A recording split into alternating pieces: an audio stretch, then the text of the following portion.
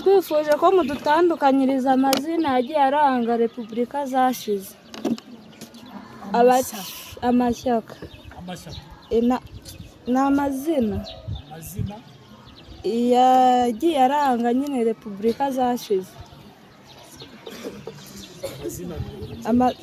Hano urugero mwatubwiye Inkotanyi, muradusobanurira ibyo zakoze.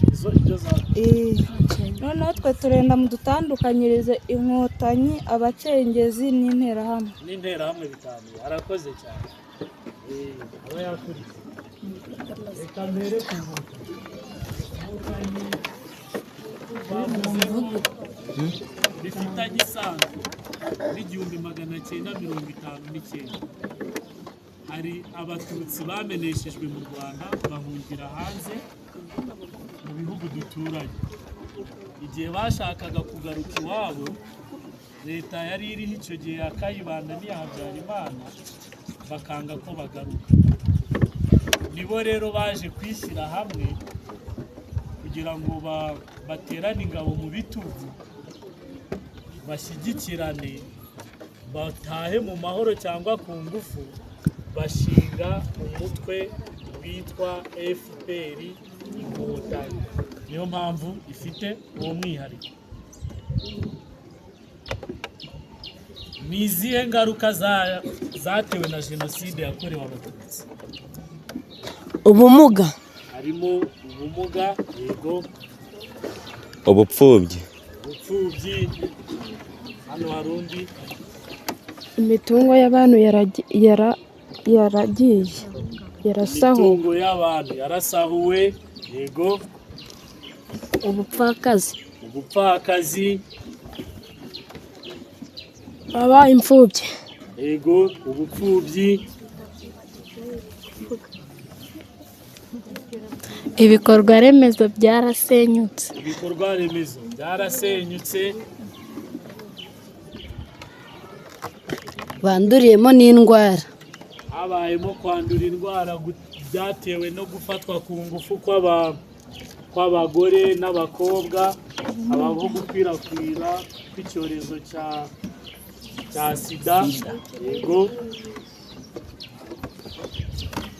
Ihungabana.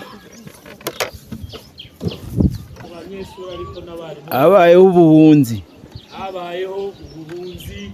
Undi mwarimu nawe natubwira indi ngaruka.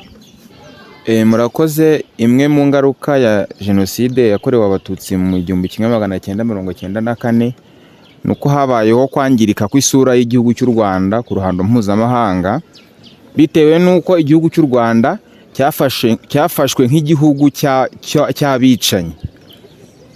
Arakoze cyane mwarimu. Leta y'ubumwe bw'Abanyarwanda yahagaritse jenoside yakorewe Abatutsi mu 1994 kuri ya tariki twavuze ya 4 z'ukwa karindwi. Yari irangajwe imbere nande? Kagame Paul Kagame we wari urangaje imbere ingabo za APR zagize uruhare mu guhagarika jenoside yakorewe Abatutsi, kuzana n'ubundi amacakubiri. Sibyo? Nihagira n'ubibabwira mujye mumubwira ngo oya. Sibyo? Twese turi Abanyarwanda. Hakozwe rero ibintu byinshi kugira ngo u Rwanda ruve muri ayo macakubiri yari yararubaswe. Harimo gushyiraho gahunda z'ubumwe n'ubwiyunge. Ndakeka hano mufite na club ishinzwe ubumwe n'ubwiyunge. Abayihagarariye ari bariya bana. Sibyo?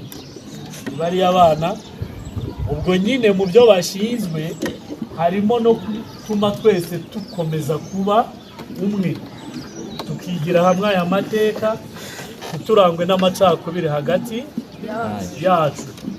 Siko bimeze? Ariko mwicare neza. wanikisha wanika hasi. ntabwo mwarimu yigisha bamwe bambaye ibitambaro ubu se njye ntashyamba muri 94 abahigwaga yaravugaga ngo izuba riranyishe ngo reka ndendere kwihisha ngo cyangwa imvura iraguye. Oya, niyo mpamvu twaje kwiga, sibyo? Ntabwo izuba riri kuva ku mutwe wawe wenyine, ni kuri twe twese. kuri twese. Niyo mpamvu ugomba kwicara ugakurikira. Icyo dusabwa nk'urubyiruko ni iki rero? Ninde wambwira umaze kwiga aya mateka ya jenoside yakorewe abatutsi 1994? Se muri kumva iyo nyito ndi gukoresha? Ntabwo tuvuga ngo jenoside yakorewe abatutsi, tugomba kuvuga n'umwaka yakorewe. Jenoside yakorewe abatutsi mu 1994. Iyo niyo nyito yemejwe. Nk'ibiki? Urugero nk'ibikorwa remezo byari byarasenywe byarubatswe, umuco nyarwanda, ibyo ngibyo. Arakoze cyane Janvier kugira uruhare mu kubungabunga ibyagezweho, harimo ubumwe bw'abanyarwanda tukabukomeraho, sibyo? Ntihazagire wongera kubusenya. Ibikorwa remezo nk'uko mwabivuze mu ngaruka za jenoside yakorewe abatutsi byari byarasenyutse, amashuri, insengero, ibitaro, imihanda, ubu byarubatswe. Tugomba kugira gute? Kubisigasira. Ikindi tugomba gukora nk'urubyiruko,